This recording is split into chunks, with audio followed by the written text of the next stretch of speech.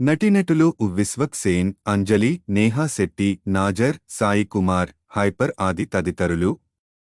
మాస్కా దాస్ విశ్వక్ సేన్ నటించిన తాజా చిత్రం గ్యాంగ్స్ ఆఫ్ గోదావరి మంచి అంచనాల నడుమ నేడు థియేటర్లలో రిలీజ్ అయ్యింది. కృష్ణ చైతన్య డైరెక్ట్ చేసిన ఈ మాస్ యాక్షన్ ఎంటర్టైనర్ మూవీ ఎలా ఉందో ఈ రివ్యూలో చూద్దాం. కొవ్వూరు గ్రామంలో లంకల రత్నం విశ్వక్ సేన్ జీవితంలో ఎదగాలని ఎమ్మెల్యే దొరసామిరాజు, గోపరాజు రమణ బృందంలో చేరుతాడు. ఆ తరువాత అతడు నానాజీ, నాజర్ గ్రూపులో చేరి ఎమ్మెల్యే అవుతాడు. అయితే అతడి ప్రవర్తన కారణంగా అతడికి శత్రువులు ఏర్పడతారు. టైగర్ రత్నాకర్గా ఎదిగిన రత్నాకర్ ప్రతికూల పరిస్థితులను ఎలా ఎదుర్కొన్నాడు? బుజ్జి నేహా శెట్టి ఎవరు? రత్నాకర్కు ఆమెతో ఎలాంటి సంబంధం ఉంటుంది?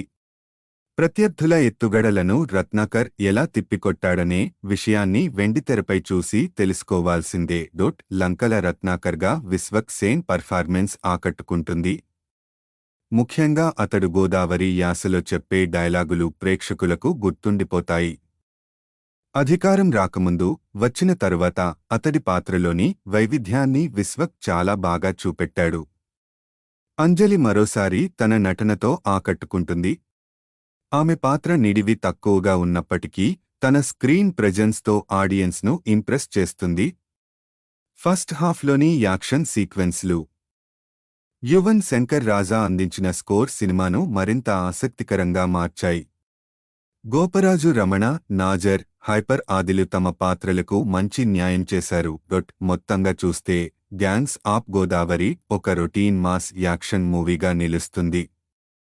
విశ్వక్ సేన్ అద్భుతమైన పర్ఫార్మెన్స్, ఆకట్టుకునే అంజలి నటన ఈ సినిమాకు కలిసొచ్చే అంశాలు. అయితే సెకండ్ హాఫ్ సినిమాపై తీవ్ర ప్రభావం చూపిందని చెప్పాలి. స్క్రీన్ప్లే సరిగా లేకపోవడం, అనవసరమైన సన్నివేశాలు, కథ స్లోగా సాగడం ప్రేక్షకులకు నిరాశను మిగిలిస్తాయి. ఈ వీకెండ్లో చక్కటి వినోదాత్మకమైన సినిమా చూడాలనుకునేవారు ఈ మూవీని స్కిప్ చేయవచ్చు.